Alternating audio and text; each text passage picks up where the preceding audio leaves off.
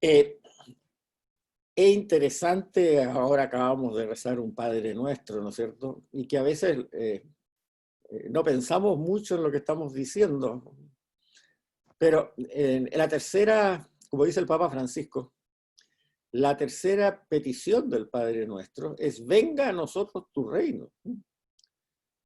Y eso es lo que decía San Pablo. El reino de Dios está en medio de nosotros. Venga a nosotros tu reino aquí, ahora, en esta tierra. No dice, danos tu reino después que nos muramos, cuando estemos en el cielo. O sea, hay verdaderamente en los escritos antiguos, eh, como dijéramos, ideas que nosotros muchas veces las imaginamos distintas de la intención con que fueron escritas. Venga a nosotros tu reino aquí en la tierra, y nosotros somos los encargados de visibilizar ese reino de Dios en la tierra, porque es un reino que no es de este mundo, o sea, un reino espiritual. Bien, continuando con lo que hablábamos sobre San Pablo en la clase anterior, no hay que olvidarse de que lo que estábamos explicando en la clase anterior y vamos a seguir explicando hoy día, y espero que lo terminemos hoy día para después seguir con otra escuela teológica, es el pensamiento de San Pablo, o sea, ¿qué predicaba él? Evidentemente, tal como lo dijimos en la primera clase o en la segunda, ya no me acuerdo, en el Nuevo Testamento se distinguen 4 escuelas teológicas diferentes, que no son contradictorias entre ellas, pero que enfocan la revelación de Jesucristo desde puntos de vista distintos, no contradictorios. Y eso es bastante lógico, puesto que cuando se escucha una predicación como la del Señor, cada discípulo que después transcribió por escrito lo suyo o lo predicó, qué sé yo, etcétera, puede haberse sentido más motivado por algún aspecto de la predicación que por otro. Y ese aspecto en que él se sintió más motivado no tiene por qué coincidir con el aspecto que se sintió más motivado el discípulo del lado. O sea, la doctrina católica o cristiana se ha generado después cuando se hizo una síntesis del contenido teológico de las diferentes, de las 4 grandes escuelas del Nuevo Testamento. En este momento nosotros estamos hablando de la escuela de San Pablo y de San Pablo original, no de los sus discípulos que van a escribir más tarde. Y es la más antigua de las escuelas teológicas del Nuevo Testamento, que son los primeros escritos que se escriben, son estos que acabamos de estudiar hace un par de clases atrás y que ahora estamos haciéndole una síntesis. Recordemos que toda la predicación de San Pablo ocurre antes que se escribiera cualquier evangelio. O sea, era solamente predicación oral, no había documentos escritos que no fueran las cartas de él. Entonces ahora vamos a la página 53, pero quería recalcar, lo recalqué en una conversación informal antes de que empezáramos esta clase, pero lo quiero recalcar.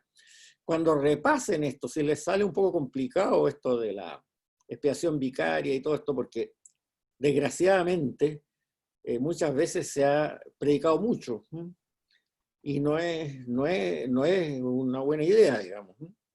Les recomiendo que cuando repasen tomen especial cuidado de leer bien las notas al pie de página número 43 y 45 de la página 52. Porque ahí tocan ese tema, aunque no lo nombren explícitamente, pero son muy importantes. La nota de la página 43 está sacada de un libro textual del padre José Miguel Ibáñez Langlois, que es un sacerdote del Opus Dei, como ustedes saben. Y don José Miguel Ibáñez Langlois hace la pregunta, bueno, ¿era necesaria la muerte de Cristo en la cruz para redimirnos? Y les leo lo que es, o para la salvación del mundo, usa la frase. Y les leo lo que él contesta de la misma página esa. No, desde luego, habría bastado muchísimo menos. un pensamiento suyo o incluso un mero perdón del Padre sin necesidad de la encarnación de su Hijo. Y después explica por qué, pero eso se los dejo que ustedes lo lean. Y la otra nota que les digo yo, de la nota 45, también de la misma página 52, es de un teólogo que se dedica a San Pablo, que es muy importante, y que en un libro de divulgación que ha sido publicado por la editorial del Verbo Divino, Michel Quesnel, habla un poco más largo que de José Miguel Ibáñez sobre esto, y dice que efectivamente esta idea del sacrificio vicario, que es del año 1000, mucho después de San Pablo, dice, vulgarizada esta idea por algunos cantos religiosos, después de explicar por qué, vulgarizada esta idea debido a algunos cantos religiosos populares, ciertamente no ha servido a la fe cristiana. Y la tradición cristiana no siempre ha sabido evitar interpretación. Entonces, bueno, es evidente que esto ha traído algunos problemas, es difícil de entender, pero les aconsejo que lo repasen, y si no, no duden en absoluto en mandarme un email con las preguntas, y si son preguntas que sean de interés general, yo las voy a responder en forma masiva a todos los participantes, no hay ningún problema. Vamos ahora a la nueva materia, el himno de los filipenses. Estamos en la página 53, si mal no recuerdo, ¿no? Sí. El himno de los filipenses. Este himno lo vimos cuando vimos la carta a los filipenses y cuál era la problemática que tenían ahí, pero vamos a analizar ahora el himno, que es lo interesante. Es un himno que se supone que es mucho más antiguo que Pablo, o sea, es post-resurrección, obviamente, porque se refiere a Jesucristo, pero es anterior a Pablo, o sea, debe ser un himno que se debe haber escuchado mucho en las reuniones litúrgicas, en la cena del Señor, la cena dominical. Entre paréntesis, habla de Jesús Cristo, o Jesús el Cristo. Nosotros acostumbramos a decir Jesucristo como si fuera un nombre compuesto. Bueno, no es así, no es así. Cristo quiere decir en griego lo mismo que Mesías en hebreo. Entonces, Pablo siempre lo pone como palabra separada. Jesús el Cristo, o Jesús el Mesías, o Jesús Mesías. Entonces aquí vamos a leer párrafos por párrafos de este himno. Jesús Cristo, o Jesús el Cristo, quien, aunque era en la forma de Dios, no se consideró igual a Dios como algo para aprovecharse. Esto de que era en la forma de Dios, Jesús Cristo, hoy día diríamos Jesús Cristo, aunque tenía naturaleza divina. Es exactamente el mismo concepto. Pero se usa la forma más popular de decirlo. Era en la forma de Dios, o sea, es como decir, mira, este animalito es en la forma de un pájaro, come como pájaro, tiene la forma de pájaro, pía como pájaro, bueno, quiere decir que está diciendo que es un pájaro. Entonces aquí más o menos lo mismo. Jesús Cristo, quien, aunque era en la forma de Dios, tenía naturaleza divina, no se consideró igual a Dios como algo para aprovecharse. Esto es lo que hablábamos un poco en la clase pasada. Jesús, cuando está siendo juzgado por las autoridades, él mismo le dice en el relato de San Juan, del Evangelio de San Juan, que él efectivamente es rey y que podría pedirle a su padre que mandara 3 legiones de ángeles y con eso sacar el problema. Pero eso sería aprovecharse, según el himno de la carta a Filipenses. Sería aprovecharse de una característica divina en un caso en que él estaba siendo juzgado por un tribunal humano. Entonces dice, no se consideró igual a Dios como algo para aprovecharse, sino que se vació de sí, tomando la forma de un esclavo y naciendo con forma humana. O sea, no se aprovechó de su característica divina cuando estuvo en nuestra tierra, sino que se vació de sí. O sea, se sacó ese traje divino, pudiéramos decir así, esa naturaleza divina, tomando la forma de un esclavo. O sea, naciendo con forma humana, sí, tomando la naturaleza humana plena, pero naciendo en forma como si fuera un esclavo, o sea, naciendo en una de las clases sociales más bajas que existían en el Imperio Romano. Por eso que nace en un pesebre, por ejemplo, tomando la forma de un esclavo.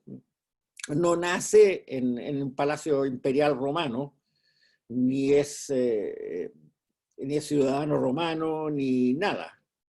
Es de una familia artesanal que vivía en una aldea. O sea, digamos un poco las cosas como son, perdónenme la expresión, pero una familia artesanal que el dueño de casa, o sea, el patriarca, era el maestro chasquilla de la aldea, carpintero, albañil, constructor, qué sé yo, todo eso. Naciendo con forma humana, con naturaleza humana.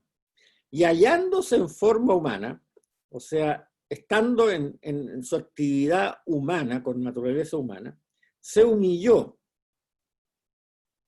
y se hizo obediente hasta el punto de la muerte, incluso muerte en una cruz.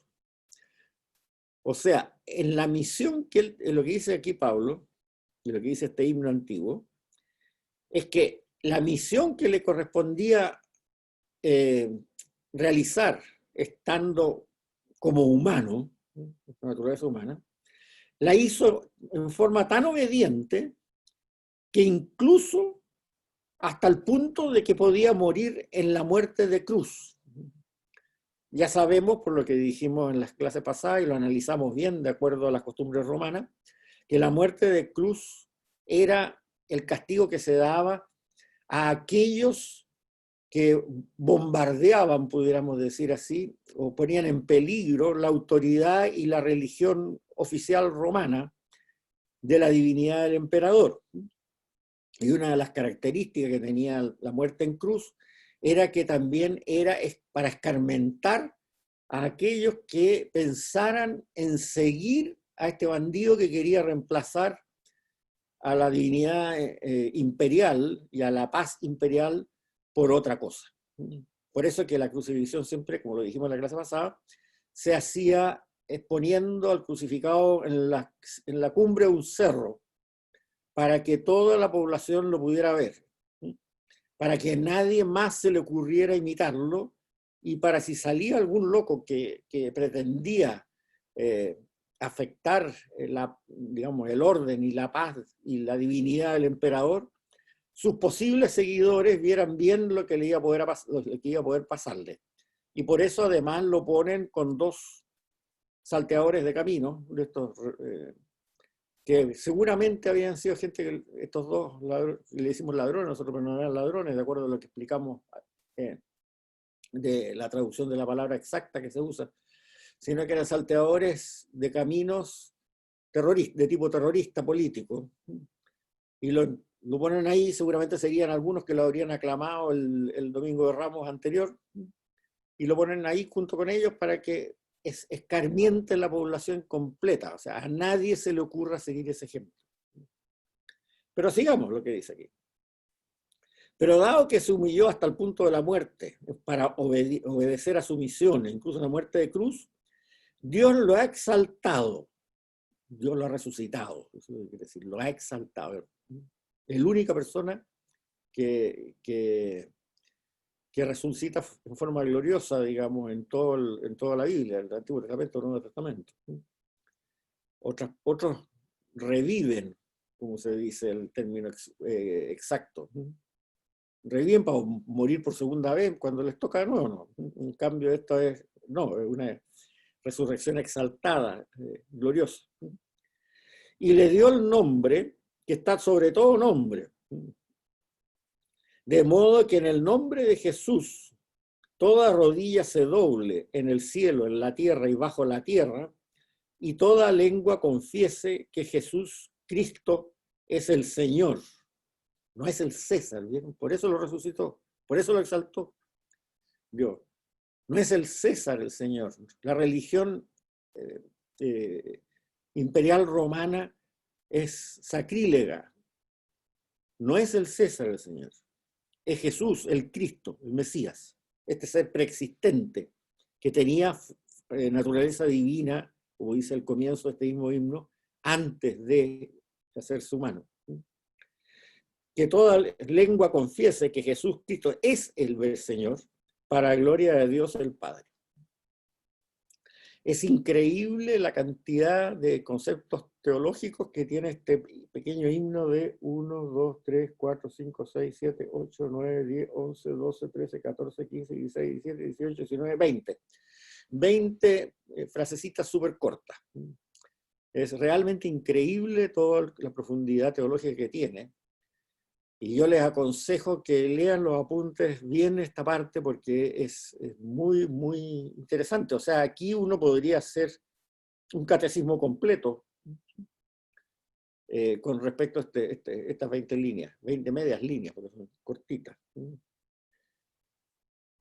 Por eso que a mí me gusta decir, es como el credo de San Pablo. Es lo esencial, lo medular de todo el mensaje de Jesucristo. Ahora, evidentemente, el credo que nosotros rezamos en la misa tiene más cosas, pero qué sé yo, pero si miramos a lo esencial, lo medular, es esto.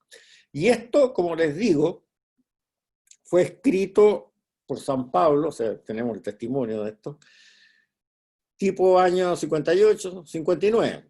Si suponemos que la resurrección, Pentecostés y todos esos eventos ocurrieron en el año 35, más o menos como se estima, estamos hablando de 20 años después, no más. Y esto está claro que es un himno que se cita.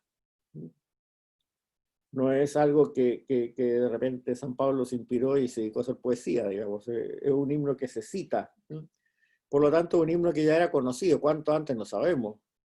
Pero quiere decir que la primera comunidad católica o cristiana, como quieran llamarlo, que eran todos judíos en esa época,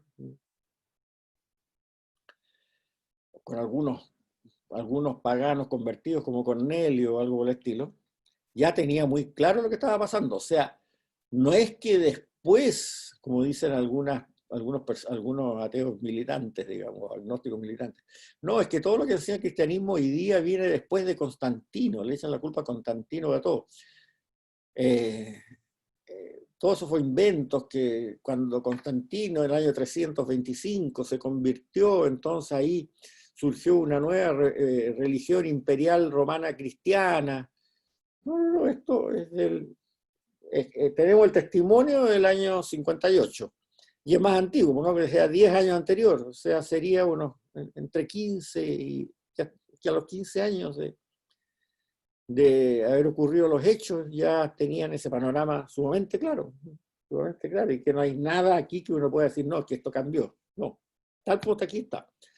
Se haya complementado con otras ideas después, es otro cuento, pero todo esto de aquí, que es la esencia, pudiéramos decir, del mensaje de la predicación paulina, está invariable, está absolutamente invariable.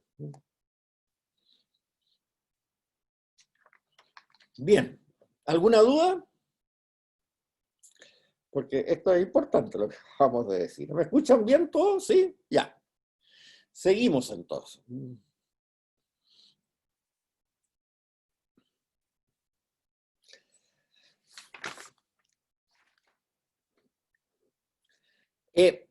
Un aspecto muy interesante en la teología de San Pablo, y eso sí que ha traído bastantes discusiones teológicas de alto vuelo en la iglesia posteriormente, es lo que se refiere a la realización futura del reino mesiánico cuando el Mesías venga por segunda vez. Nosotros lo trasladamos en forma instantánea, siempre al final de los tiempos, digámoslo así, ¿no? Una cosa medio nebulosa. Pero San Pablo no lo pensaba tan al final de los tiempos. Es bien curioso. ¿Cuándo aparecería el reino mesiánico definitivo, según San Pablo? Bueno, el Mesías en este momento, como dice el himno que acabamos de leer, ya está entronizado, está en un trono, digámoslo así, está exaltado, como dice el himno de los filipenses, en el ámbito celestial. Pero todavía no lo está, pensaba San Pablo y también pensamos nosotros, en el ámbito terrenal. Entonces, ¿cuándo va a ser que él va a venir por segunda vez? San Pablo supone que estos eventos del fin de los tiempos, que en ese momento él lo pensaba que iba a ser muy pronto, se va a ocurrir en 3 etapas, de las cuales la primera ya está ocurriendo. La primera etapa, como lo habíamos visto en 2 clases anteriores, implica la resurrección del Mesías. Cristo resucitó. Y eso lo tienen tan claro ellos que resucitó, que el mismo Pablo habla de que lo vieron más de 500 hermanos, que la mayoría todavía viven, que sé, etcétera. Eso ya lo vimos con bastante claridad. Y lo interesante que, esto un poquito al margen, pero es bien interesante también un hecho, de que no es algo mitológico. Porque fíjense ustedes que en ningún texto del Nuevo Testamento se dice que alguien haya visto la resurrección, el momento en que resucitó. Esas cosas que nosotros vemos a veces en películas piadosas, digamos, o en oratorios musicales o cosas por el estilo, que suenan las trompetas y se cae la piedra y sale el Señor triunfante con una bandera, qué sé yo, etcétera, etcétera, etcétera. Eso no aparece en ningún lado en el Nuevo Testamento.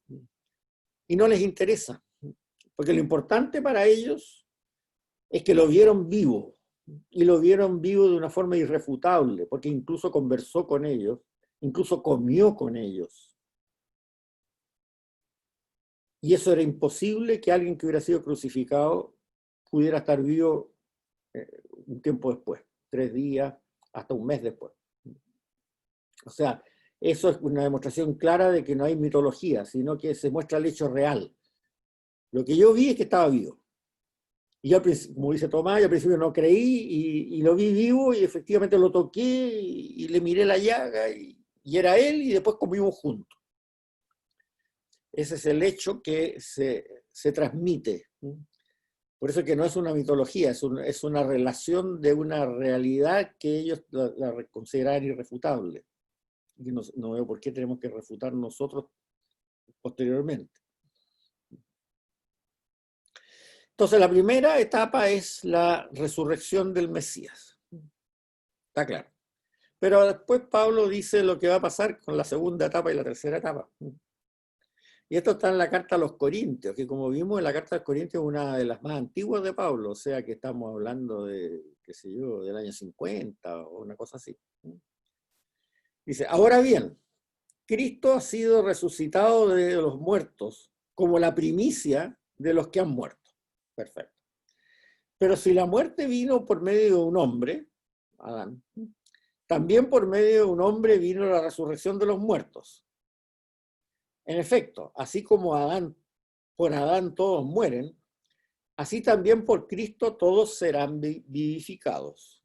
Todos volverán a vivir. Pero aquí viene lo que él agrega, que es lo interesante.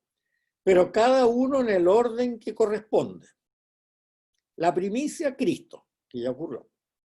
Después, en su manifestación o parucía, o sea, cuando venga por segunda vez, sabemos cuándo, los que pertenecen a Cristo. O sea, él supone que cuando venga Cristo en los tiempos finales, al principio resucitarán solamente los que pertenecen a Cristo. O sea, diríamos hoy día los buenos. Después, el final, cuando Él entregue el reino a Dios Padre, cuando haya destruido toda potestad y todo dominio y toda potencia. O sea, Él, hasta aquí lo que se entiende de lo que Él dice, es que cuando venga por segunda vez, resucitarán los que pertenecen a Cristo.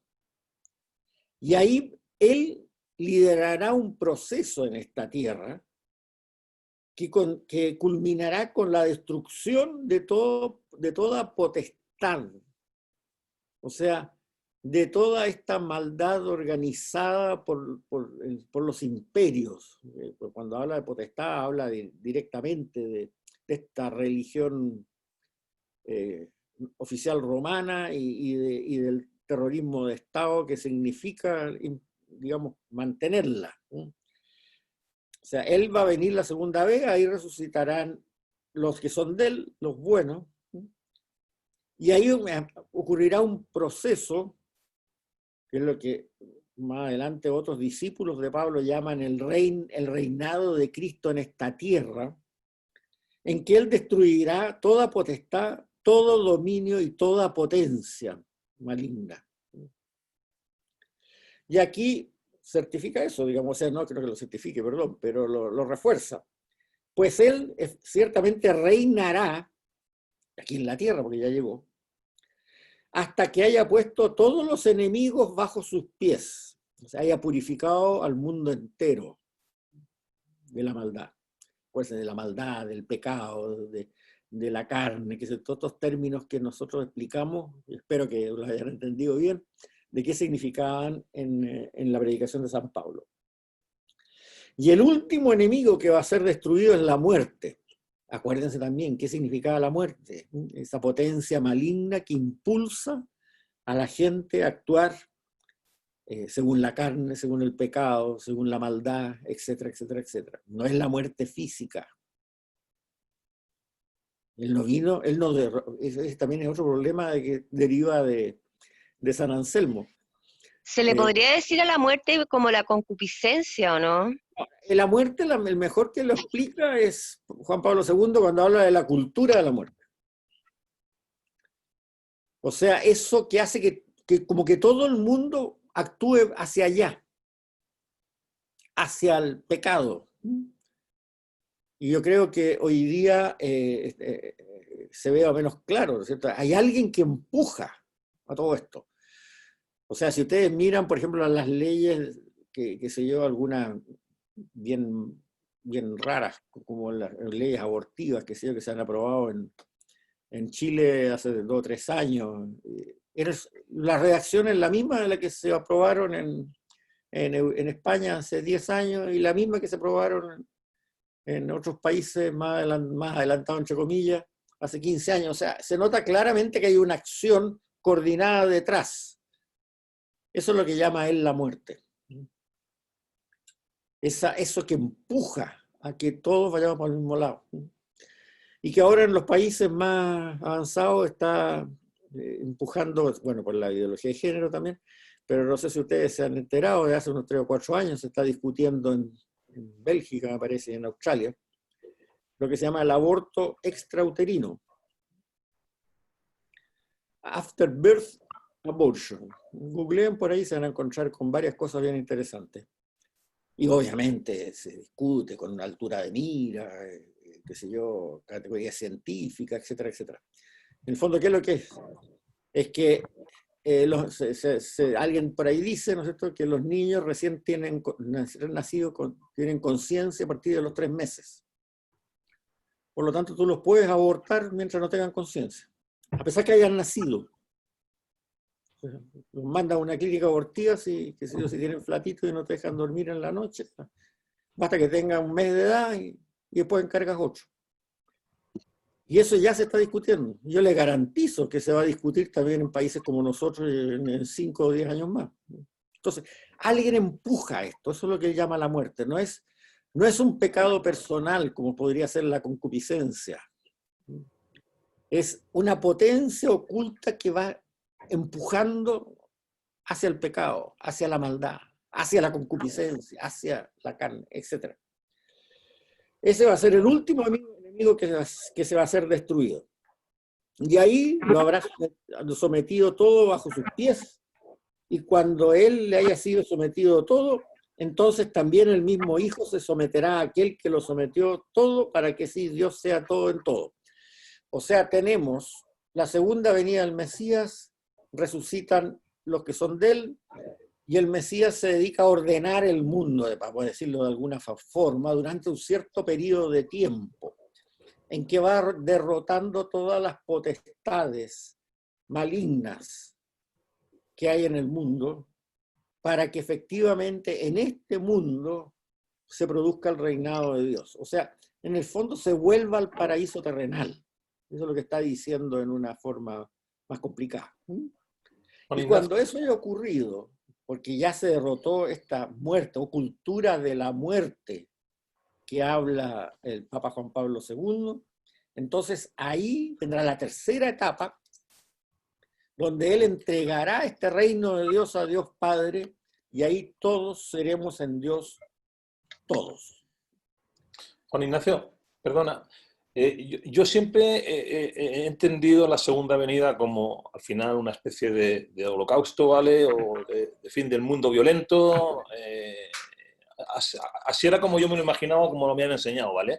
En esta etapa que tú estás contándonos ahora es como si vaya a ser algo más lento, que va a durar años, y eso sería porque le daría la oportunidad a gente de redimirse. O sea, por un lado resucitaría a los buenos, entre comillas, y por otro lado sería como una segunda oportunidad para los pecadores. No, para los pecadores vivos sí, para los otros no dice nada. Correcto. Si se fueron abajo, eso ya no dice nada. Pero ojo, que esta es la visión de San Pablo. San Juan tiene una visión distinta de los tiempos finales, más parecida a la que tú dices, ¿no? Y la iglesia nunca se ha pronunciado mucho. ¿Cuál de las dos? Dice, vendrá a juzgar a los vivos y a los muertos, nomás creo, no dice más. ¿Eh? Entonces, pero lo interesante, que esto también refuerza otro punto que hemos hablado bastante, de que Pablo nunca dejó de ser un judío observante. Porque esta imagen del reino de Dios en esta tierra, en los tiempos finales, el Mesías llegando a entronizarse en esta tierra desde el monte Sión, es típicamente judía. O sea, San Pablo muestra que él nunca dejó de pensar como judío. O sea, si tú hablas en este momento con un judío piadoso, como tengo un amigo aquí que siempre comenta cada clase con su compañero de universidad, a quien yo también ubico muy bien. Bueno, te va a decir que el Mesías va a venir a instaurar el reino de Dios en la tierra, desde el monte Sión, desde Jerusalén. Y ahí reinará la paz, porque precisamente este pecado, estas potestades, esta muerte como potencia maligna va a ser destruida. Y ahí el Mesías reinará desde Jerusalén la paz.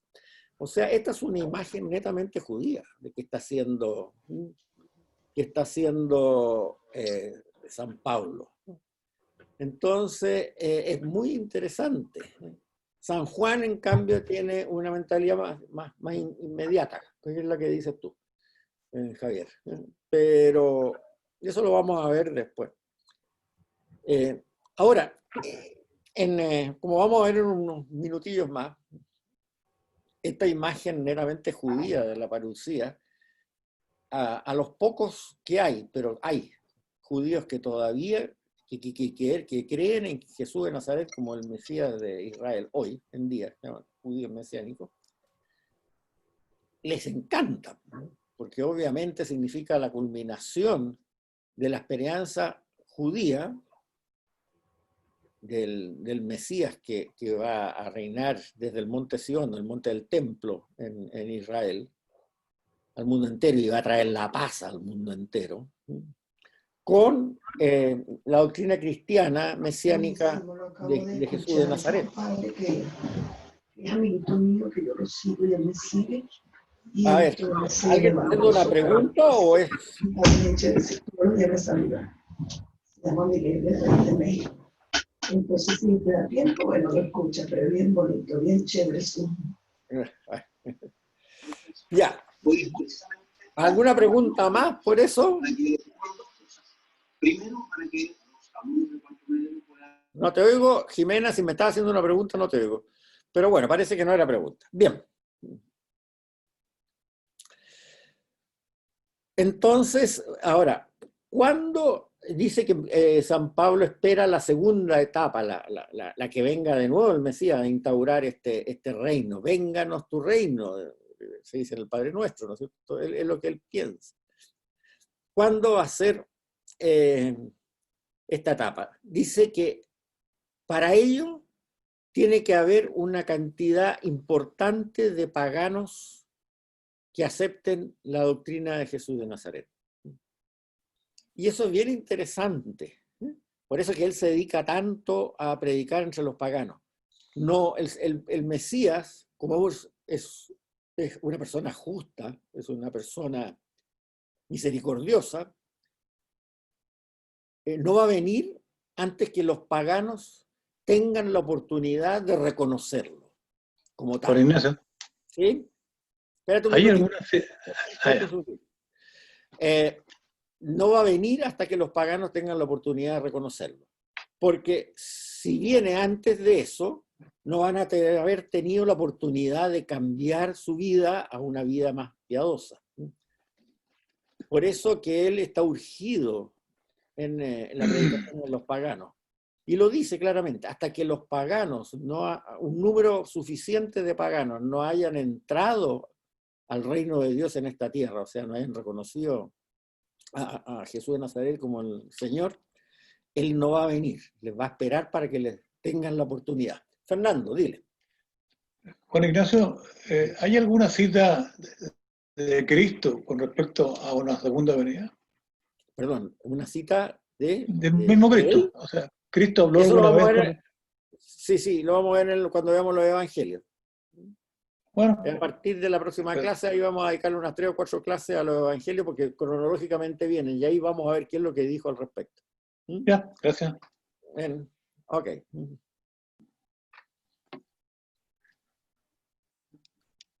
Ahora, en el libro del Apocalipsis, que es de San Juan, San Pablo no dice cuánto va a durar ese reinado de Cristo en esta tierra. No lo dice para nada.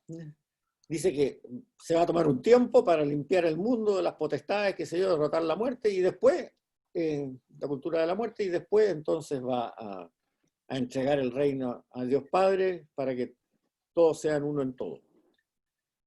No dice la duración, y no, seguramente porque no la sabe, obvio. Pero en el Apocalipsis de San Juan, que lo vamos a ver, el último libro de la Biblia, o sea, lo vamos a ver en las últimas clases, se habla de 1000 años. O sea, de un reino de Cristo en la tierra de 1000 años. Ahora, no hay que creer mucho a eso de los 1000 años, porque en la época romana, el número que se escribía más grande era el 1000, la M. Después ya no había más letras en los números romanos para decir cosas más grandes. Se podía repetir, 2M, 3M, qué sé yo, varias M, pero con la M se terminaba. Entonces, lo que en el Apocalipsis se habla de 1000 años, quiere decir que es un periodo largo en que Cristo reinaría en esta tierra. Pero no hay que creer eso de los 1000. Pero eso significó que en la Iglesia Católica, sobre todo, bueno, y en algunas protestantes también, eso lo creen mucho de ellos. Pero en la Iglesia Católica surgió por allá por 1500, algo así, una corriente que se llamaba milenarista. Y el milenarismo era esa gente que, siguiendo a San Pablo, al pie de la letra, decía, no, si va a venir Cristo a reinar 1000 años en algún momento. Y ahí se instaurará poco a poco el paraíso terrenal original. Pero lo simpático, por eso que se los comento, que los grandes líderes milenaristas fueron 2 chilenos. 2 chilenos en la época de la colonia. el padre Manuel Lacunza, que escribió un libro, La venida de Jesucristo en gloria y majestad, y el padre Alonso Valle, que tiene una calle por ahí cerca de la Casa Central de la Universidad de Chile. Fueron los dos grandes teólogos milenaristas universales de la época de la colonia, por ahí, siglo XVIII, debe haber sido una cosa por el estilo. Y el Vaticano nunca los miró muy bien, eso del milenarismo no le gustó al Vaticano. Pero si ustedes googlean por ahí pueden encontrar el libro de Lacunza, La venida de Jesucristo en gloria y majestad. Incluso está traducido al inglés desde esa época. O sea, en Inglaterra también entró la idea milenarista de Lacunza y Ovalle. Bien.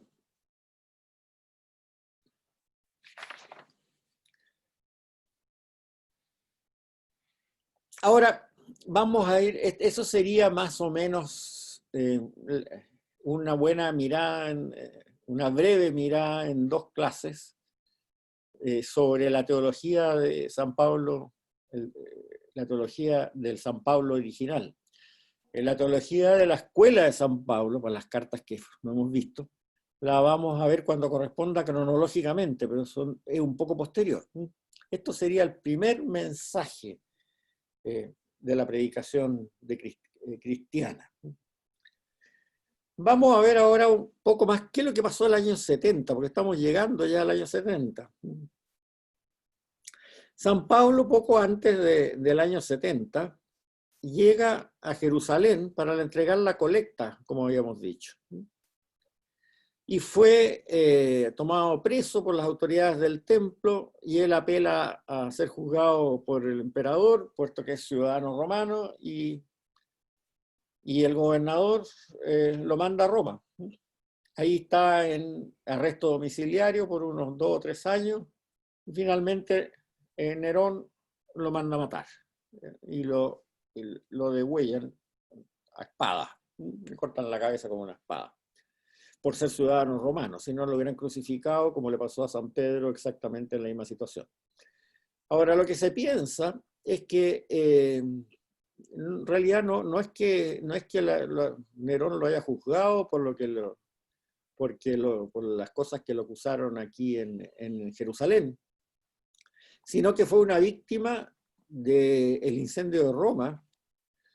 Nerón mandó incendiar un barrio de Roma mientras él cantaba con la lira, viendo así el espectáculo épico. Era loco, quiso hacer un teatro fantasmagórico con eso. Eso está bien documentado en la historia del Imperio Romano por historiadores de la época. Entonces el pueblo inmediatamente se insurreccionó porque dijo, oye, córtenla, pues dice, los que nos quedamos sin casa somos nosotros. Y además el incendio que quiso hacer, que era una cosa pequeña, a lo mejor una plaza o algo así, se le escapó de las manos, parece que había viento, y se encendió la mitad de Roma. Y pues, obviamente la mitad más pobre, que usaba casas con techos de paja o cosas por el estilo, ¿no? De piedra como eran los palacios.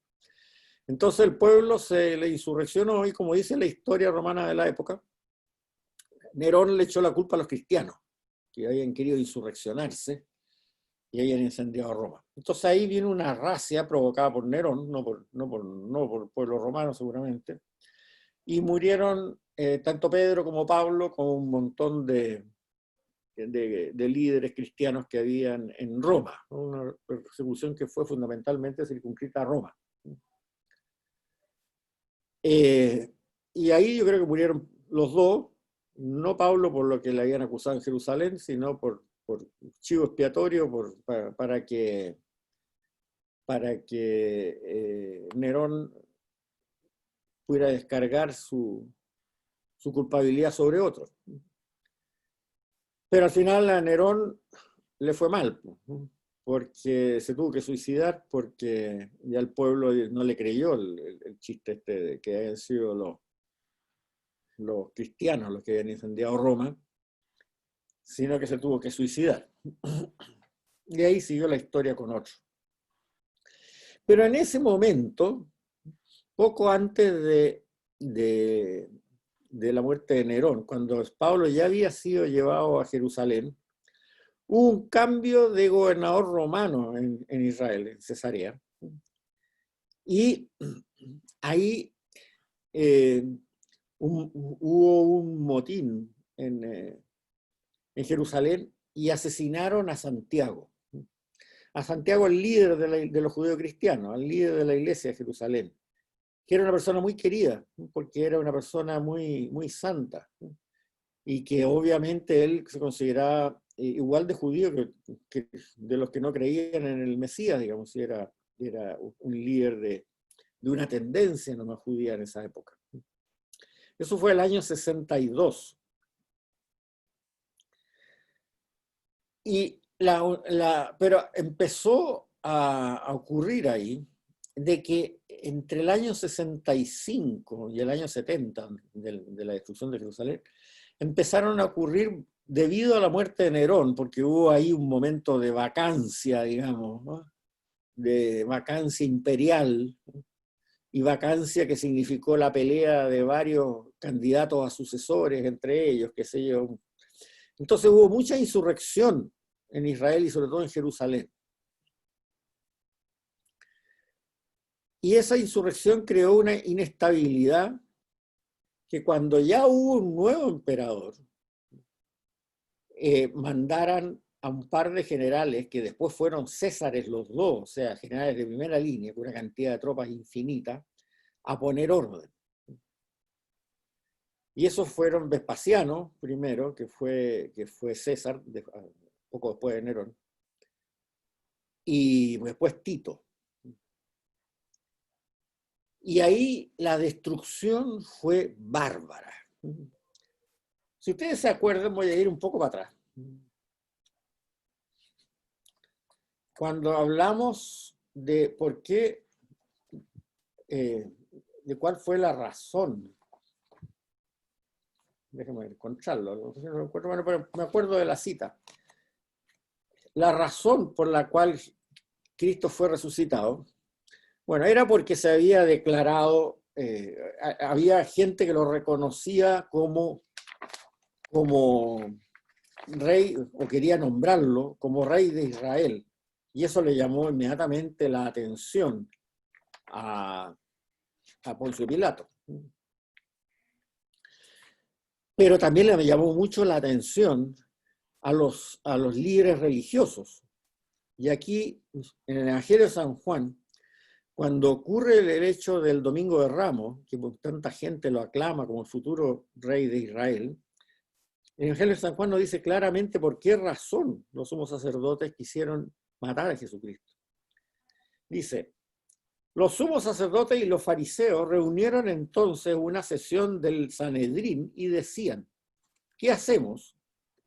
Porque ese hombre, Cristo, ese hombre realiza muchas señales y milagros. Si lo dejamos seguir así, todos van a darle su adhesión.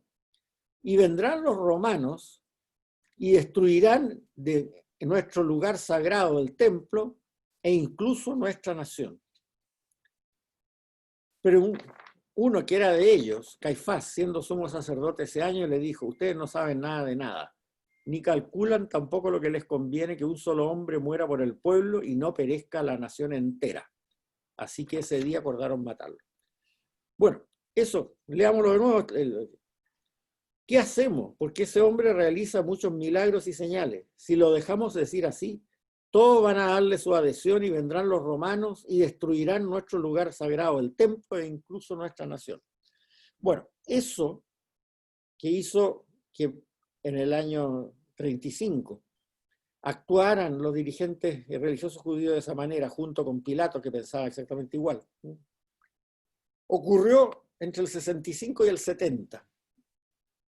Era tal el ambiente revolucionario que había en Israel y en Jerusalén en ese tiempo, era de tal magnitud que apenas el imperio se estabilizó con un nuevo César, mandó una cantidad enorme de legiones a cargo de 2 generales que después fueron césares ellos mismos, o sea, no era un general cualquiera, lo que fue, a hacer la destrucción masiva de Israel y de Jerusalén. Fíjense que, o sea, se realizó eso aquí que temían tanto en el año 35 Caifás. Fíjense que, para darles una idea, después de la destrucción, la guerra tuvo 2 oleadas, ¿eh? El año 70 y el año 135. Después de la primera oleada, 580.000 judíos fueron muertos en la batalla. Suponemos que esos serían, si murieran en la batalla eran solamente varones, y la población de Israel debe haber sido del orden de 1 millón de personas, 1.200.000.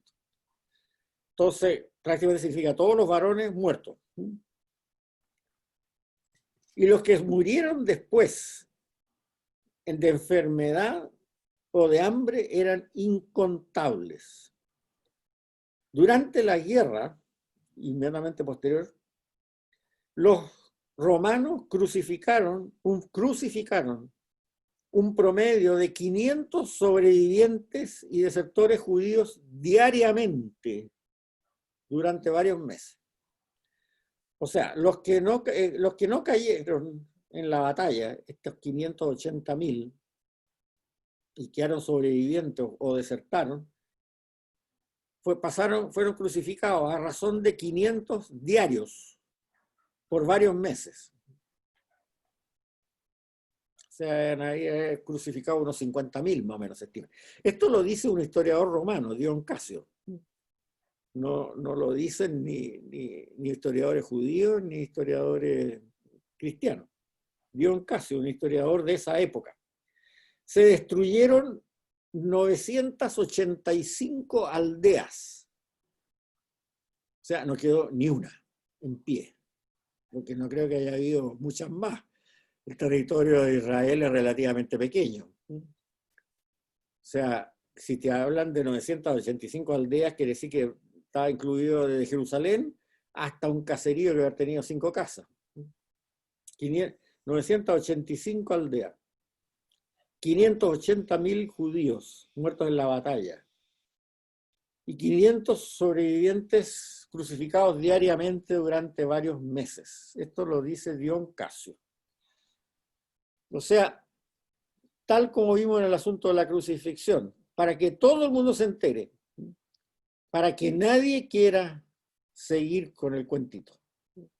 O sea, no era solamente destruir Israel porque era Israel, era destruir cualquier conato de turbulencia política y de terrorismo que pudiera haber en el Imperio Romano.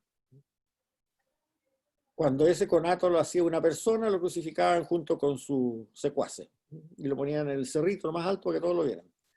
Cuando ya ese conato lo hacía un país entero, entonces lo aniquilaban entero. No había vuelta. Lo aniquilaban entero y los que sobrevivían los crucificaban a todos para que quedara bien claro. 500 crucificados diarios durante varios meses.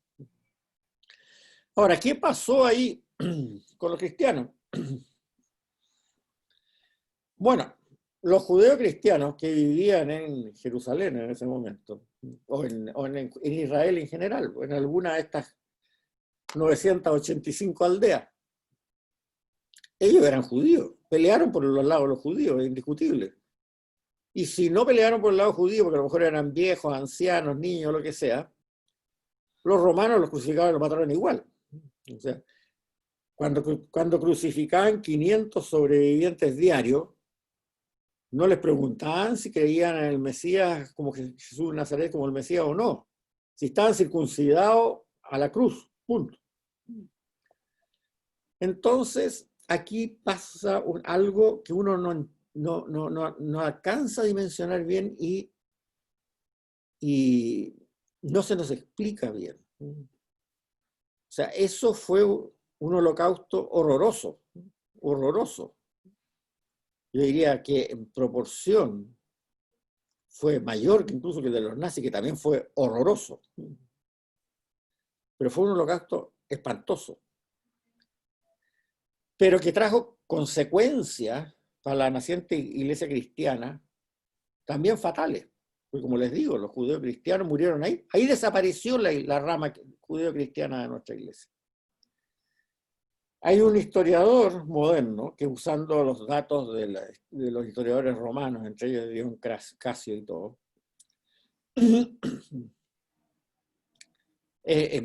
hace un análisis de qué pasó ahí para la iglesia judeo-cristiana. Un señor Borraike. Bueno, él dice que más o menos en esa época los creyentes cristianos de todas las ramas eran unos 40.000, más o menos, en el año 70. Lo cual no estaba nada de mal, porque el año 70 recién eran 35 años después de la muerte de Cristo y resurrección de Cristo. Pero para darles una idea, eso es más o menos el 0,5% de la cantidad de judíos que debían haber. O sea, el 0,5% de la cantidad de judíos eran 40.000, más o menos. Y eso eran adherentes cristianos. Pero esos se podían estar en varias partes. Este señor Raike dice que más o menos él piensa que unos 25.000 eran de Palestina, Transjordania, Siria.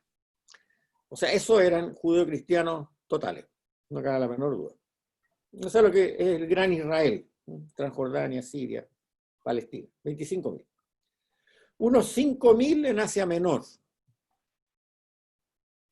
que eso pueden haber sido mitad y mitad paganos y mitad judeo-cristianos. Y unos 2.000 en Grecia e Italia, que más o menos significa lo mismo. Fíjense que es interesante esto, porque si nosotros decimos que los de Asia, la mitad de los de Asia Menor y la mitad de los de Grecia e Italia corresponderían a la iglesia pagana, o sea, son 7.000, son 3.500. La predicación paulina debe haber en ese momento conquistado a 3.500 personas, contra unos 50.000, unos 35.000 que eran judeo-cristianos. O sea, el número de judeo-cristianos era 4 o 5 veces más grande que el número de los cristianos de origen pagano. Bueno, si nosotros pensamos que todos los de Palestina murieron, o sea, salvados, 50 a lo mejor, todos los de Israel murieron, y la mitad de los de Asia Menor también fueron ajusticiados por los romanos, y a lo mejor ninguno de los 2.000 de Grecia y Roma, quiere decir que la catástrofe del año 70 liquidó al 70% de los cristianos que existían en el planeta en ese momento. Y entre ellos a prácticamente todos los judeocristianos. O sea, ahí desapareció la rama judeocristiana, salvo algunas cosas chicas, como vemos aquí, que en Italia se salvaron los que salen ahí en los mosaicos de Santa Sabina. El 80 al 85% de la iglesia cristiana desapareció en la tragedia del año 70. Y marcadamente los que desaparecieron fueron los que vivieron la predicación de Jesús de Nazaret. Dice, Jesús de Nazaret no salió nunca de Israel a predicar afuera. Entonces, ahí la catástrofe fue tremenda para el judío cristiano, para el judío no cristiano. Pero aquí es donde viene algo increíble. En algún momento, 500 años después, o algo por el estilo, se empezó a predicar algo que ustedes en las iglesias cristianas, que ustedes también deben haber oído. Que la destrucción de Jerusalén y la destrucción de Israel en el año 70 fue un castigo de Dios porque los judíos no quisieron reconocer como Mesías y Salvador a Jesús de Nazaret. Y de ahí vino el antisemitismo y todas estas cosas bárbaras de la Inquisición y todo. Eso es una estupidez. Si la iglesia cristiana fue la que sufrió igual y sufrió en proporción una cantidad de muertos espantosa, porque obviamente los judíos cristianos pelearon por Israel en esa guerra, y si hubo alguno que no peleó por Israel porque era anciano, niño, lo que fuera, lo crucificaron entre los 500 que crucificaban diariamente después por meses, los romanos. Entonces, ¿cómo se ha transformado una cosa que fue algo que fue atroz y que deberíamos conmemorar nosotros, esos mártires cristianos y esos mártires judíos también, pero los mártires cristianos por lo menos, porque fueron mártires, en algo que se inventó que haya sido un castigo para los judíos por no haber reconocido a Jesús de Nazaret como el Mesías? Eso es una barbaridad, es una hipocresía infinita, y además que es un desconocimiento de la historia, pues ¿para qué estamos con cuentos? Es cuestión de leer la historia romana y imaginarse un poco y sacar algunos cálculos chicos, como hizo el señor Borraike, y uno se da cuenta perfectamente de lo catastrófico que fue eso para la propia iglesia cristiana. Desapareció todos los conversos que había tenido, los descendientes de los conversos que había tenido el propio Jesús de Nazaret. Entonces, eso tenemos que pensar un poco también en qué culpa tenemos, porque yo escuché, y no hace mucho tiempo, ahora unos 20 años, a un sacerdote predicar eso en misa, que el castigo era un castigo divino, la destrucción de Jerusalén y la destrucción de Israel en el año 70 por los romanos, por el hecho de no haber querido reconocer a Jesús como el Mesías. No le dije nada durante la prédica, pero después lo fui a ver a la sacristía. Y le dije, mira padre, usted no puede decir eso. Infórmese, lea un poco, ¿no? No siga creyendo en todas estas cosas que se predicaban cuando uno era cabro chico, que ya, eso fue, como les digo, ahora unos 15 años atrás, 18 con él. Ya hace tiempo que la iglesia ha reconocido que eso fue una catástrofe y ha pedido perdón también por esa imagen que dio. Y ustedes seguramente también lo deben haber oído. Bueno, cosas tristes que ocurren, pero hay que decirlas y entenderlas, y entender el porqué, y entender por qué están equivocadas, sobre todo. O sea, por eso es que me expandí bastante en dar estas cifras y estas estadísticas de todo lo que pasó, y hecho por historiadores serios, incluso historiadores romanos. Sí, di nomás. Pero ¿por qué Dios permitió esta matanza? Ah, bueno, porque Dios permitió a los nazis también, por eso son... También me lo cuestiono, o sea, lo encuentro terrible. Evidente. ¿Y por qué Dios permitió la matanza de la guerra de los 30 años en Europa en el año 1600, que murieron creo que no sé cuántos millones de puras peleas que se decían religiosas, pero eran peleas de poder? Eran peleas de poder. El ser humano, lo que decía San Pablo, la cultura de la muerte, esa potencia que empuja para allá.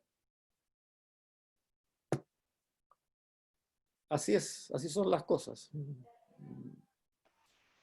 Bien, otra pregunta. Que ahí actúa la libertad del hombre. ¿Qué?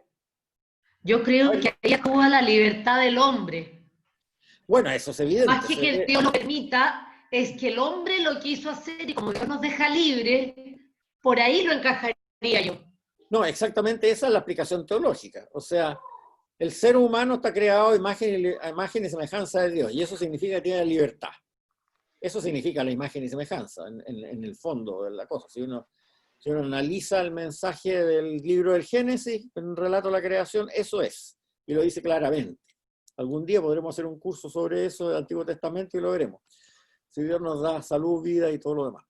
Pero la libertad es algo que Dios no limita, porque quitaría la capacidad más importante del ser humano de ser imagen suya.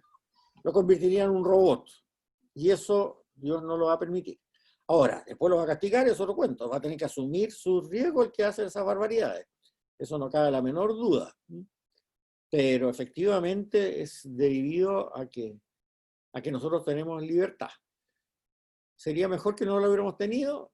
Yo creo que es mejor tener la libertad que no tenerla. Se pueden hacer cosas muy bonitas con la libertad si uno la aprovecha bien. Se pueden hacer maldades espantosas, ¿cierto? Hay gente que efectivamente yo creo que tiene alguna maldad intrínseca que no es que sencillamente hagan pequeños pecadillos, sino que se ponen sistemáticamente malos. Y eso es algo demoníaco, evidentemente, no cabe la menor duda, pero bueno. ¿Otra pregunta? Bien. Ahora, aquí hay doble maldad, porque una es la maldad de los romanos, que uno la entiende de acuerdo a lo que hemos leído mismo, que es lo que decía el Evangelio de San Juan con respecto a la muerte de Jesús, y la forma en que se defienden esos imperios cuando son atacados, qué sé yo. Pero hay otra maldad también, de acusar a los judíos de que son las víctimas, de que son... Fíjate que los judíos que son las víctimas pasaron a ser los culpables de su propia matanza. Eso es una barbaridad enorme. Una barbaridad que tuvo también repercusiones muy cruentas, como lo vimos en la Inquisición y otras, y que fue predicada. O sea que ni siquiera el que la promovía esa acusación maligna no usaba una espada, hablaba. Eso se podía haber evitado, se debió haber evitado. Bien, ¿otra pregunta? Ya, sigamos. Ahora, después de la destrucción, no sé muy bien si debe haber sido después del año 80, 90 o algo así. El judaísmo se reorganizó gracias a un rabino que se llamaba Yohanan, o sea, Juan, Ben Zakkai, que fue un genio. Un genio, porque se dio cuenta de que esto ya tenía que terminar. Ya no se podía seguir con estas discusiones teológicas que hacía que algunos fueran partidarios de Roma, otros fueran partidarios de destruir a Roma, y en fin, traía cualquier cantidad de cosas, de los problemas. Lo mismo que decía Caifás en la época del juicio del Señor. Entonces, Yohanan Ben Zakkai predicó un judaísmo sin templo, porque ya estaba destruido, en torno al estudio de la Torá, de la enseñanza de Moisés. Y eso se podía hacer bien, porque desde la época del exilio babilónico, en cada ciudad donde había judíos había una sinagoga. Una sinagoga, ¿qué significa? Una sinagoga significa un lugar de oración para celebrar el sábado y para el estudio de la Torá, y además para celebrar eventos sociales religiosos, como son los matrimonios, los funerales, qué sé yo, etcétera, etcétera. Y ahí además preconizó una idea de que de ahí en adelante no se iban a permitir en Israel estas tendencias religiosas separatistas fuertes. Instauró un judaísmo basado en la escuela farisea.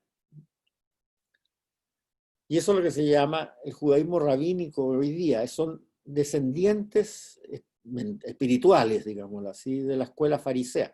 Y la escuela farisea era quizás la más apta para asumir el liderazgo, porque eran laicos, eran estudiosos de la Torá, que es lo que preconizaba Yohanan Ben Zakkai, y por lo tanto había en todas partes del mundo, porque los saduceos eran sacerdotes. Bueno, desapareció el templo, desaparecieron los sacerdotes, los mataron a todos, por supuesto. Y además no había templo, ¿para qué iba a haber sacerdotes si no había templo? Los saduceos desaparecieron. Los esenios, que eran gente medio monástica, que vivía ahí en hicieron un monasterio en las cuevas de Qumran. También desaparecieron, porque desapareció Qumran, desapareció todo. Y los celotas, que eran estos guerreros anti todo, por la religión, digámoslo así. Eso lo mataron todos los romanos porque eran los que causaban las revoluciones. Entonces era bastante lógico que se organizara el judaísmo en base a la corriente farisea. Y si hoy día vemos el judaísmo hoy día, el judaísmo rabínico, como se llama ahora, todo el mundo reconoce, y los propios judíos también reconocen, que su origen fue el movimiento fariseo post-destrucción de Jerusalén, que asumió el liderazgo religioso como una forma de a ver, como dijéramos nosotros, de ayudar espiritualmente al ciudadano judío común que estaba devastado, que estaba destruido. Entonces, bueno, alguien tenía que empezar a levantar un poco el ánimo, hacer un poco de lectura de la Torá, hacer un poco, ¿no?, algún tipo de reuniones para que se pudiera meditar sobre lo que había pasado, qué sé yo. Y efectivamente eso eran mayoritariamente fariseos, porque eran laicos estudiosos de la Torá, que no necesitaban de un templo, no necesitaban de ritos, no necesitaban de carneros, ni bueyes que sacrificar, ni que quemar, ni nada.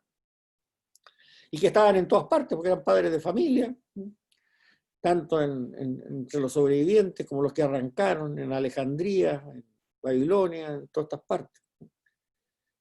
Y esa tendencia es la principal del judaísmo hasta ahora, de un judaísmo sin templo, basado en la sinagoga y en el estudio de la Torá. Eso lo vamos a ver más en detalle cuando veamos San Juan, el Evangelio de San Juan, que es posterior a esto todavía, y que ahí muestra ya implícitamente este movimiento post años 70 de Yohanan Ben Zakkai funcionando. Bien interesante.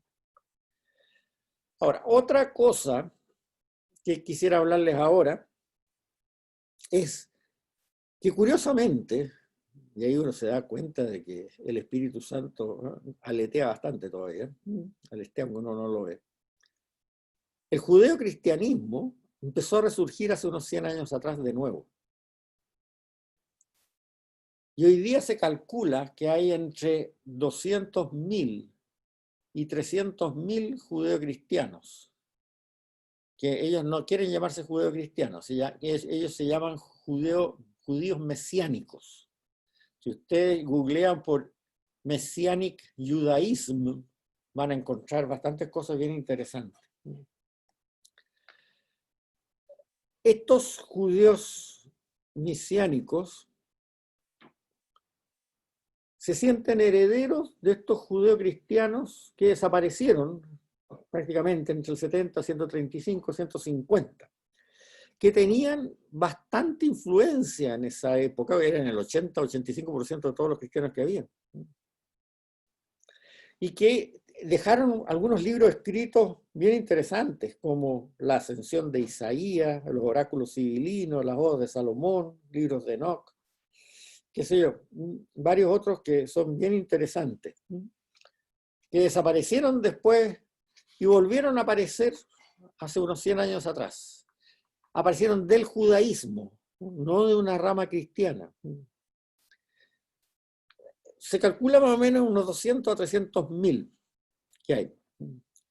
Ahora, hay 5 puntos que son bien interesantes de ellos. Se declaran judíos, no cristianos, judíos. Por eso que se quieren llamar judíos mesiánicos, ellos se llaman así judíos mesiánicos, no judíos cristianos. No quieren que les pregunten, bueno, ¿de qué denominación son ustedes? ¿Son protestantes, católicos, anglicanos? No, ninguno de eso. Son judíos que aceptan a Jesús de Nazaret como el Mesías. Por lo tanto, se llaman ellos así mismos judíos mesiánicos. Por supuesto que reconocen también como inspirados al Nuevo Testamento completo, tal como el Antiguo Testamento, que es la Biblia hebrea.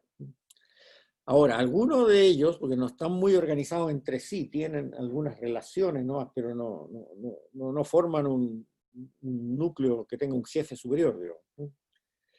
prefieren una versión antiquísima que hay del Nuevo Testamento en arameo, que se llama la Peshita, que es más o menos de fines del siglo, muchos de esos libros son de fines del siglo I, principios del siglo II. Claro, les gusta en su idioma, por eso que la Peshita les gusta mucho, porque está escrita en arameo. No hay diferencia sustancial ninguna entre el Nuevo Testamento en griego y el de la Peshita. Pero es una traducción muy antigua. No es que hayan traducido nuestro Nuevo Testamento de hoy día al hebreo y al arameo, no. Están usando el que se usaba por los judíos cristianos de aquella época. Fines del siglo, mediados del siglo II. Ahora, como siguen las tradiciones de su nación, se sienten descendientes de Abraham, por supuesto, circuncidan a los hijos varones, asisten a la sinagoga, pero empiezan a tener ya sinagogas propias. Y en esas sinagogas propias siguen el sábado el rito oficial judío y el domingo celebran la Cena del Señor, que sería nuestra misa, digamos, ¿no es cierto? Como se celebraba en esa época, se llamaba la Cena del Señor. Y ahí en el sábado leen las escrituras judías, en el domingo, a veces el sábado en la tarde, después que termina el Shabbat, qué sé yo, leen los evangelios del Nuevo Testamento. Respetan totalmente el pacto de Yahvé con Abraham, pero consideran a la ley mosaica como perfeccionada, no anulada, igual que Pablo, con la venida del Mesías. Perfeccionada. Y ahí está lo interesante. Lo que adoran de Pablo es el relato escatológico, el relato del fin del mundo, ¿no? En estas tres etapas. ¿Por qué?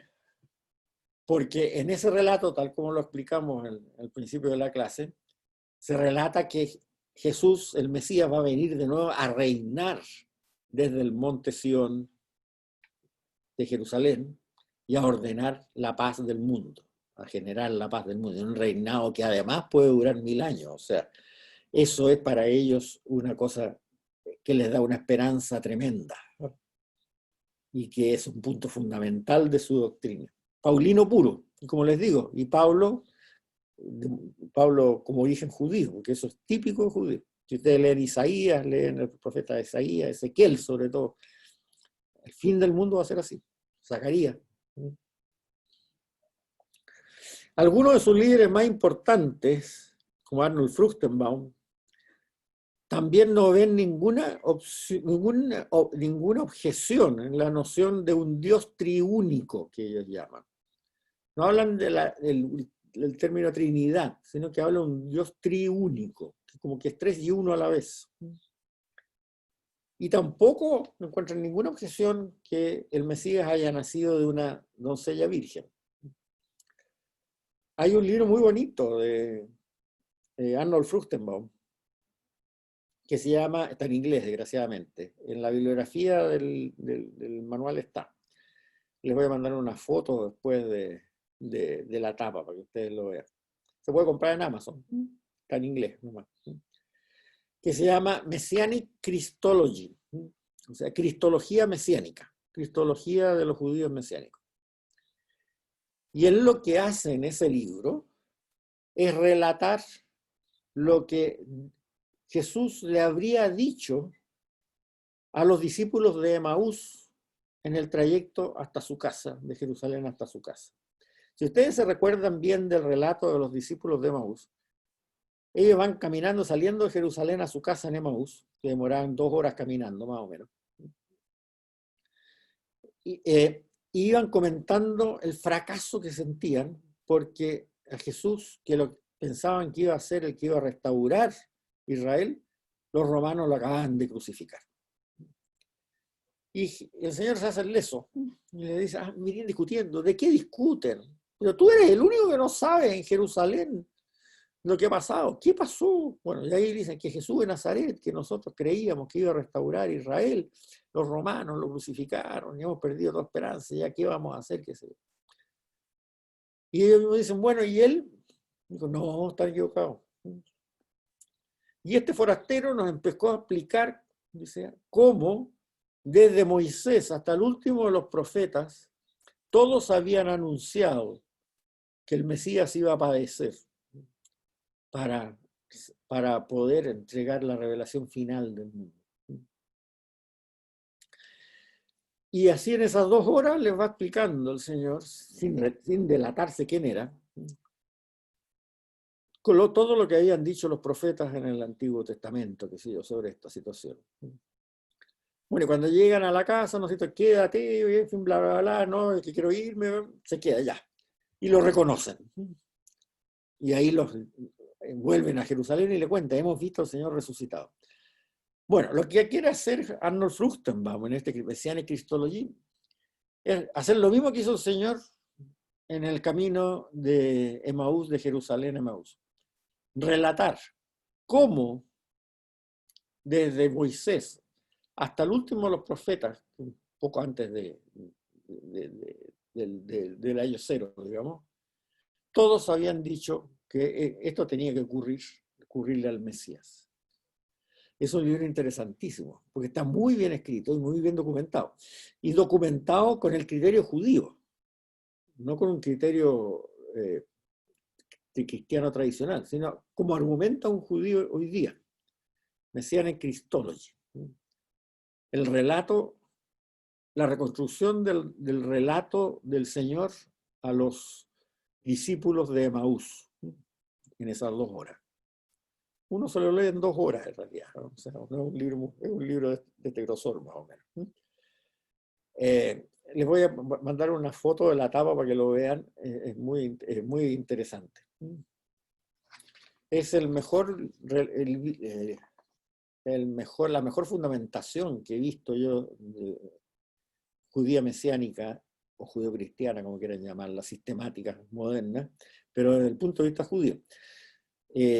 A veces a uno le choca la forma de argumentar, o no le choca, le extraña la forma de argumentar, porque uno no tiene esa cultura existencial, como hemos dicho tantas veces, que tiene el judío como tal.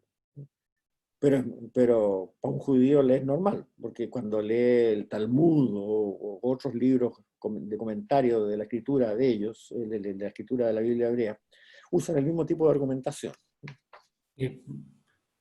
Perdón, Juan Ignacio, Sí. ¿este libro que tú dices está solo en inglés o está en castellano? No, es solo en inglés. Ya, ok. Y la razón es porque, a ver, menos mal que no está solo en hebreo, ¿eh? Porque también hubiera podido ser, digamos. Pero seguramente a lo mejor hay una edición en hebreo, no sé. Pero la que se vende en Amazon es en inglés.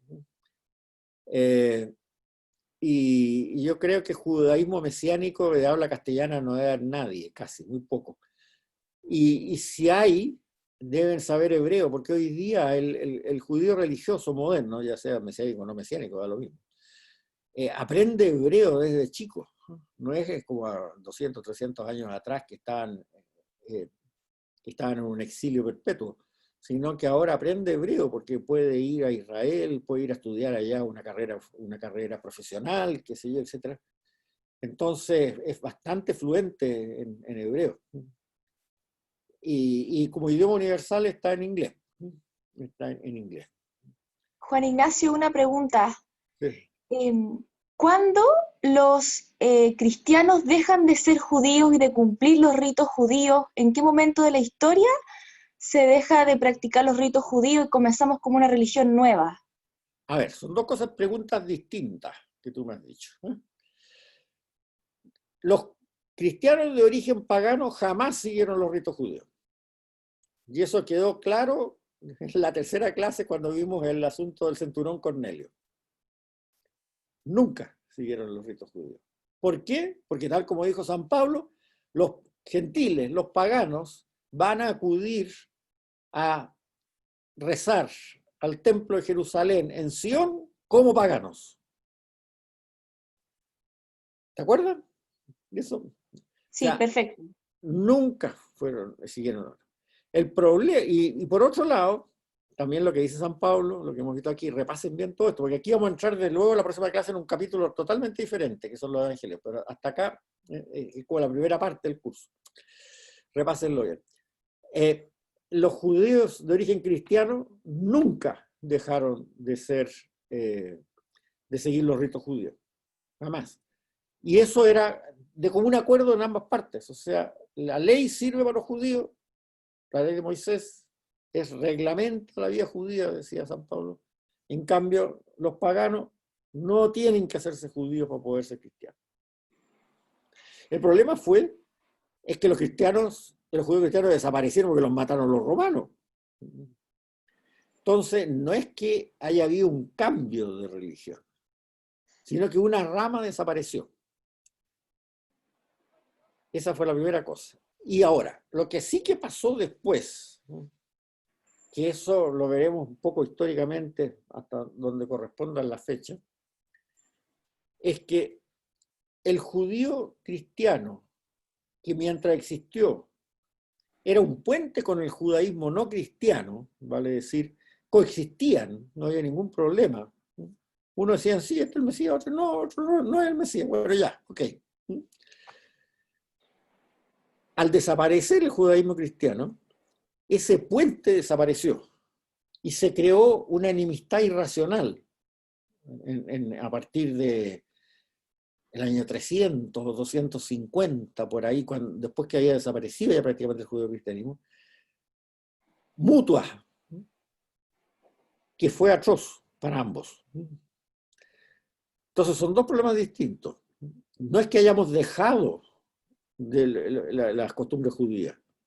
El cristiano de origen pagano nunca las siguió, y nunca las siguió no porque las miraran menos, sino porque no les correspondía seguirlas. Y el cristiano de origen judío sí le correspondía seguirlas, por eso siempre las siguió. Y cuando desapareció esa rama, por gracias a Vespasiano, Tito, Nerón y toda esta gente, entonces ese puente se cortó. Y vamos a ver un poco por qué más adelante cuando hablemos de San Juan, que toca esa cosa un poquitito de pasada. Y se creó un espíritu de divergencia que en el principio no existía para nada. No existía para nada. Ahora, la otra característica que tienen estos judíos mesiánicos es que ellos recalcan mucho algunos libros del Nuevo Testamento que, como lo vamos a ver, fueron escritos especialmente para ellos, o sea, que fueron escritos para la iglesia judeo-cristiana, como ser el Evangelio de San Mateo, todos los escritos de San Juan fueron escritos para judeo-cristianos, la carta a los hebreos, por supuesto, la de Santiago, San Judas y las dos de San Pedro. Pero reconocen el Nuevo Testamento como inspirado de forma completa. Hay gente muy interesante aquí, un señor Mark Kinzer, Daniel Stern, Arnold Fruchtenbaum, etc. Y se calcula, como les digo, que son entre unos 200.000 y unos 300.000 hoy día. Bien, y con esto cerramos San Pablo. Los escritos originales de San Pablo. Este es el primer bloque, un bloque muy importante en la iglesia que la marcó. Repasen todo esto porque esto yo sé que a todos les trae un problema de comprensión, porque no hemos vivido esta época y no hemos entendido cómo fue los primeros 20 años o 30 años, 25 años del cristianismo. Bueno, 25 o 30 años. Repasen bien porque hay muchas ideas que seguramente ustedes las han tenido muy distintas por la predicación algo equivocada que había. Bien, ¿alguna otra pregunta? Ay, puedo volver al tema ya lo has dicho como 5 veces, pero a ver, esto de la muerte de Jesús, a mí igual me da vuelta, porque yo entiendo que cuando fue el pecado original, Dios ofreció un Salvador de Génesis ya, o sea, sí, sin duda. Todo eso. Bueno, y lo que dice el sacerdote Ibáñez Langlois, él dice que, claro, podría haber sido de otra manera, pero no dice que fue de otra manera, o sea, no entiendo yo que haya dicho que fue de otra manera. No, pero lo que él dice que no era necesario correr toda esa sangre para salvarlo. Esa es la frase importante. No era necesario. Pero no, con eso no está diciendo que no fue. Porque Pero fue, obvio que fue, pues, fue, si todos lo vimos que se murió y lo mataron en la cruz. Pero no pero porque fue estaba por el como, hecho, no fue por el hecho que era necesario que muriera en la cruz para podernos salvar. Como dice él, fue por una obediencia a su misión.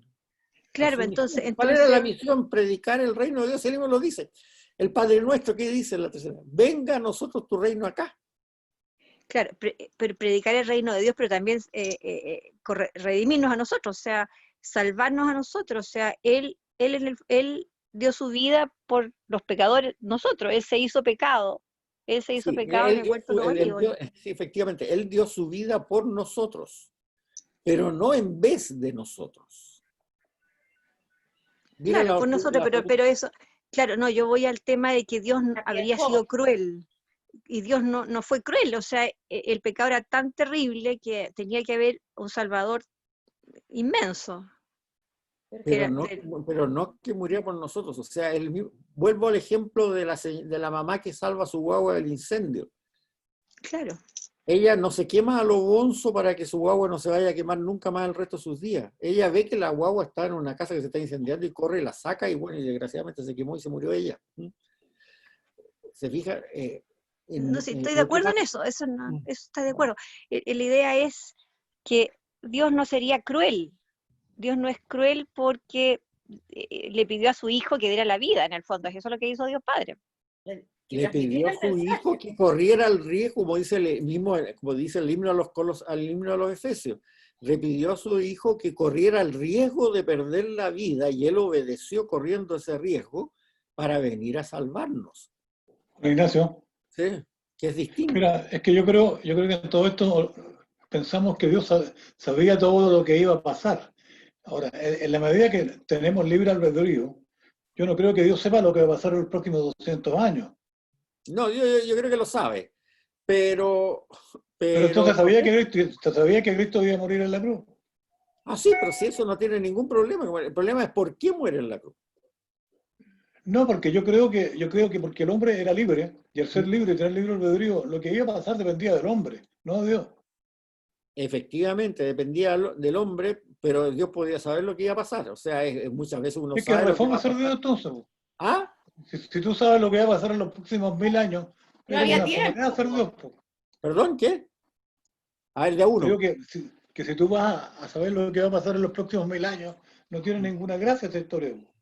Hay un determinismo que no me cabe junto con el libro de albedrío. A ver, tú hay muchas cosas que sabes que van a ocurrir sin necesidad de que tú las dirijas. O sea, no sé, si tú vas caminando por alguna parte y hay un precipicio, qué sé yo, el que te mira sabe que te va a llegar al precipicio. Pero eso no quiere decir que pero no quiere decir que lo esté, no que me voy a caer. Pero no quiere decir que lo esté provocando. No sé si me entiendes, son dos cosas distintas.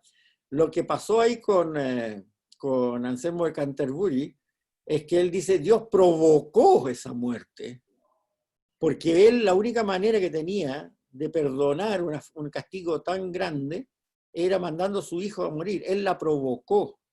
Eso no. Eso no. Porque entonces le da... Complicado el tema. Crueldad. Complicado el tema. Oiga, otra pregunta. ¿Cuáles son las 4 escuelas? O sea, está la de San Pablo, ¿y cuáles son las otras 3? La de los evangelios sinópticos, que lo vamos a ver, también están en la primera clase. ¿Ya? La de los evangelios sinópticos. ¿Y la de San Pablo? No, la de San Pablo, Evangelio Sinóptico, Carta a los Hebreos y San Juan. Gracias. Bien. Hola Juan Ignacio, bien. Una pregunta sobre la destrucción de Jerusalén. Sí. Que también, o sea, me parece, estoy de acuerdo con la visión de que no es razonable pensar que era como un castigo de Dios a los judíos, pero creo que igual, o me imagino que los que han sostenido eso se fundan en lo que alguna vez conversamos en la clase de cuando Jesús llega a Jerusalén y llora sobre Jerusalén. Y dice que no quedará piedra sobre piedra porque no han reconocido su visita. Entonces, como algo hay ahí. Sí. No, indiscutible.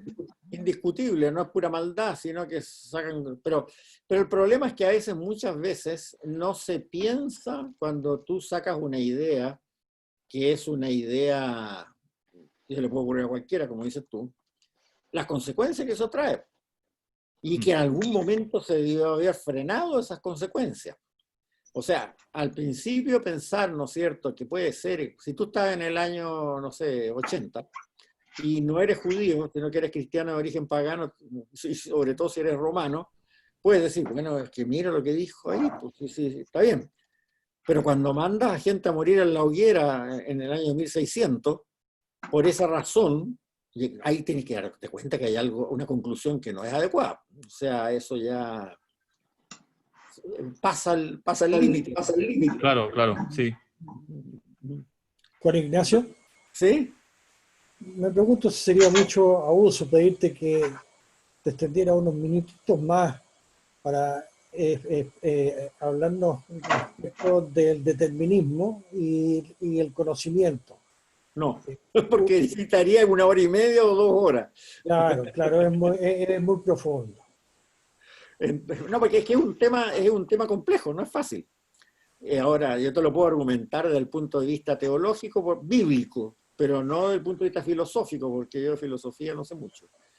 No, yo lo veo muy claro, pero naturalmente es un tema muy profundo y que con tu conocimiento, habilidad, ciertamente un par de minutos no estarían de más, pero entiendo que ya es tu hora.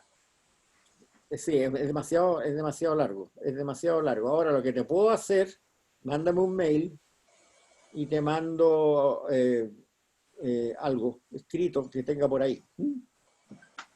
Muchas gracias, siempre me va a servir. Eso. Yo lo veo claro, pero es un tema muy profundo. Es un tema muy profundo, sí. En todo caso, lo de la muerte de Cristo yo creo que es un misterio, ¿no? Que no lo vamos a conocer en este mundo. Yo creo que lo vamos a ver cuando nos muramos. Yo pienso, porque creo Sí, que pero es ojo, un ten misterio. cuidado, ojo, ten cuidado de lo que significaba la palabra misterio en esa época. No, el misterio hoy día, es un misterio para nosotros hoy día es un misterio.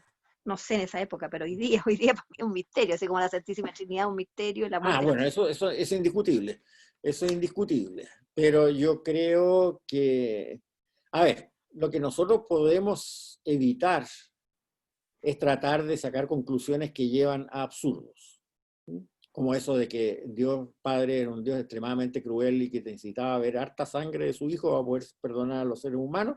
Eso es absurdo. Lo dice desde un sacerdote que es del Opus Dei hasta un teólogo de cualquier tipo, digamos. O sea, tenemos como quien dice, sacar un poco las hojas exteriores de la alcachofa para que quede la cosa más del núcleo adentro. Ahora, adentro efectivamente estoy de acuerdo contigo.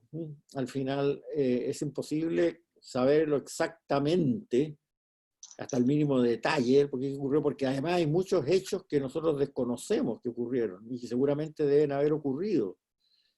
No olvidemos que nuestras Biblias, Antiguo y Nuevo Testamento, son un resumen de la acción de Dios en la humanidad nomás, puesta por escrito. El mismo San Juan dice muchas otras cosas, dijo Jesús, que no darían, que si se escribieran en todos los libros no darían, habría espacio para ponerlas.